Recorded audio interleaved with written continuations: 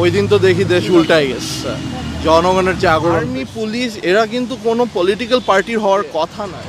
হামলা করেছে, গুলি করেছে, মেরে ফেলে। ডাক্তারের ক্লিয়ারেন্স ছাড়া, ডাক্তারের ক্লিয়ারেন্স পরে জবরদস্তি করে নিয়ে ওদেরকে উঠিয়ে নিয়ে ডিবি অফিসে আমি দেশে ছিলাম না মাঝখানে, যেই দিন দেশে ফিরলাম ওই দিন তো দেখি দেশ উল্টাই গেছে, জনগণের জাগরণ হয়েছে, পুলিশের হত্যাকাণ্ড হয়েছে।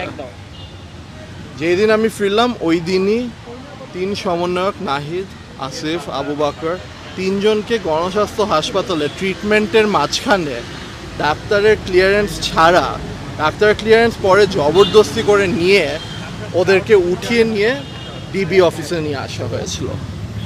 কেন আনা হয়েছিল? ওরা তো বলছে নিরাপত্তার জন্য। আমরা তো সবাই ভিডিওগুলো দেখছি, কে কাকে মারতেছিল। কার নিরাপত্তা লাগবে? ওদের নিরাপত্তা কার থেকে লাগবে? ওদের পরিবারদের সাথে কি ওরা নিরাপদ ছিল না?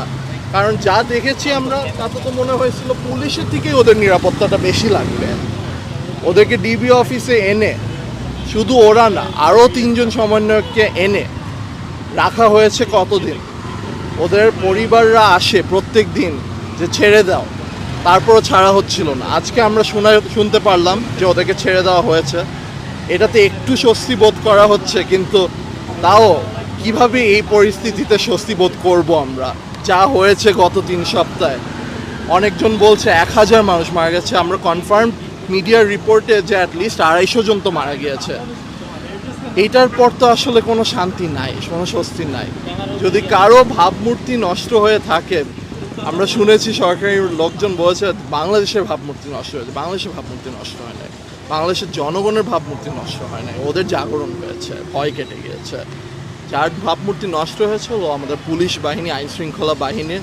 কারণ আমরা দেখেছি ওরা কিভাবে নিষ্ঠুরভাবে, অমানবিকভাবে হামলা করেছে, গুলি করেছে, মেরে ফেলেছে।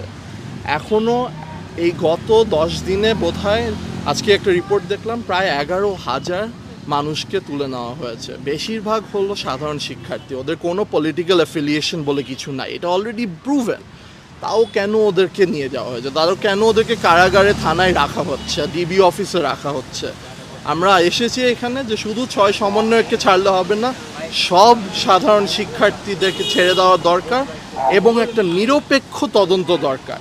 কিন্তু এই নিরপেক্ষ তদন্ত যা আমরা গত 3 সপ্তাহে দেখেছি, আমার তো মনে হচ্ছে না আমাদের পুলিশ বাহিনী এবং আমাদের সরকারের ওই ক্যাপাসিটি আছে নিরপেক্ষ তদন্ত করার।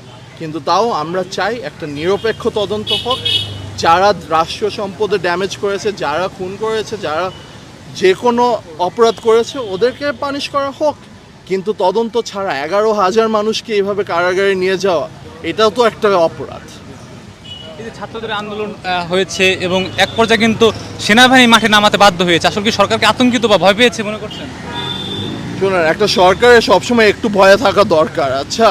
কারণ ওদের জবাবদিহিতা হওয়ার কথা জনগণের কাছে। হয়তো ওরা 15 বছর সরকার করে ভুলে গিয়েছিল এই কথাটা।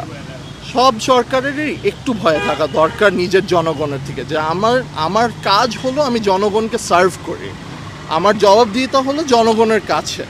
যখন আমরা কোনো প্রসেস দেখছি না, কোনো লিগ্যাল প্রসেস বলুন, অ্যাডমিনিস্ট্রেটিভ প্রসেস বলুন, যেইভাবে আমরা ওদের জবাবদিহিতা অর্জন করতে পারি, তখন তো এরকম একটা গণজাগরণ হবেই, তখন তো এরকম আন্দোলনে মাঠে নামতে মানুষ বাধ্য হয়।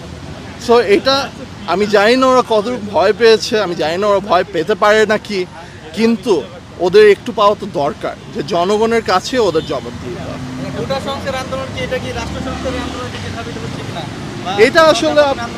এটা আসলে আপনাদেরকে আন্দোলনকারীদেরকেই জিজ্ঞেস করতে হবে। মানুষের তো একটা ক্ষোভ হয়েছে না, এতগুলো মানুষের প্রাণ হারালো, এটার পর একটা ক্ষোভ হবে না? আমরাই তো বিক্ষুব্ধ এটা নিয়ে। সো আমি জানি না আসলে ওদের ডিম্যান্ড তো ওরা 9টা দিয়েছে, ওই 9টা ডিম্যান্ডই এখনও রেলেভেন্ট আছে। ওটার সাথে আমরা যেটা ডিম্যান্ড করছি বিক্ষুব্ধ জনগণ হিসাবে, যে আমাদের একটা নিরপেক্ষ তদন্ত লাগবে এবং সব শিক্ষার্থীদের মুক্তি চাই। আপনি কি এই যে সাধারণ স্টুডেন্ট রয়েছে, প্রশাসন বা সেনাবাহিনী, পুলিশ, এদের কি ছাত্রদের পক্ষে থাকার আহ্বান জানাচ্ছেন আপনি? অ্যাবসলিউটলি, কারণ ছাত্ররা হলো আমাদের জনগণ। ওরা তো কোনো আর্মি পুলিশ, এরা কিন্তু কোনো পলিটিক্যাল পার্টির হওয়ার কথা না, এরা জনগণের সাথে কাজ করার কথা। তা আমরা অফকোর্স আহ্বান জানাচ্ছি যে তোমরা জনগণের কথা শুনো, আমাদের ক্ষোভ বুঝো এবং আমরা কি চাচ্ছি এটাও বুঝো।